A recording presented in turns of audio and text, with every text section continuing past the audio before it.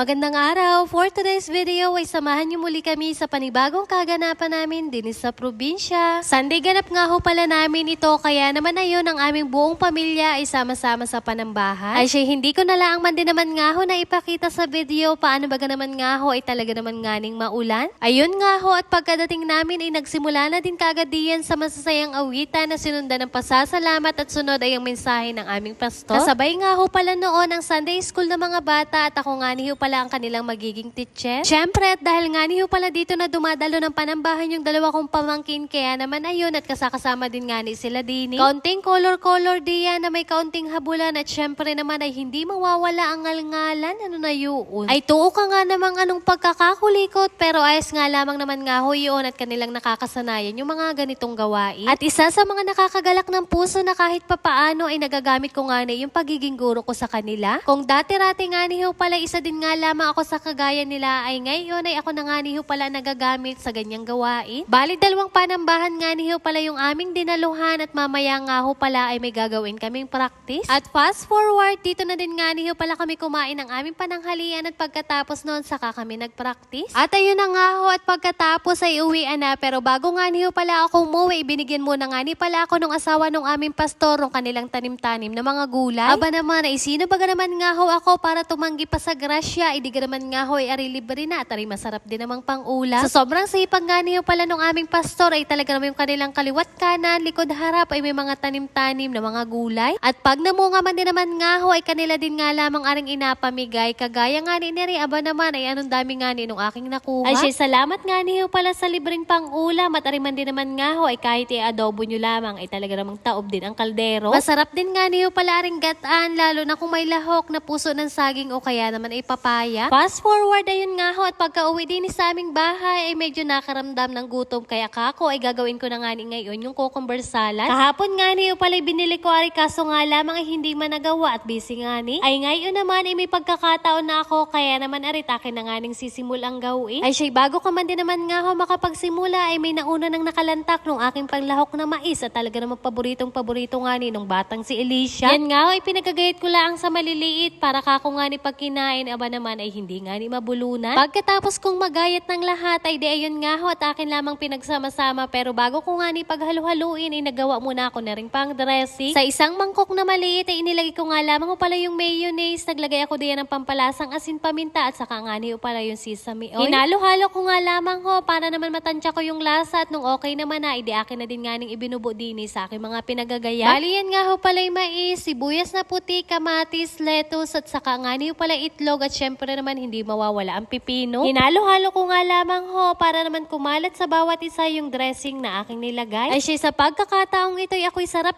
na nga ni sa aking ginawa, ay wari ko nga ni mapapadami yung aking kain. Sa mga taong nagbabalak mag-diet, aba naman ay subukan nyo na nga ring magawa na rin, at talagang wari ko ay bababa ang inyong timbang. Pero kung kagaya ko naman kayong hindi po pwedeng mawala ang kanin sa isang araw, aba naman ay tuloy nga lamang at saka na lamang kita mag-diet. Ano na yun? Ay siya, papaano bagahuyaan hanggang din na nga lamang muna ho at akin munang titikman ari. At yun lamang for today's video. Maraming salamat sa inyong panonood. God bless.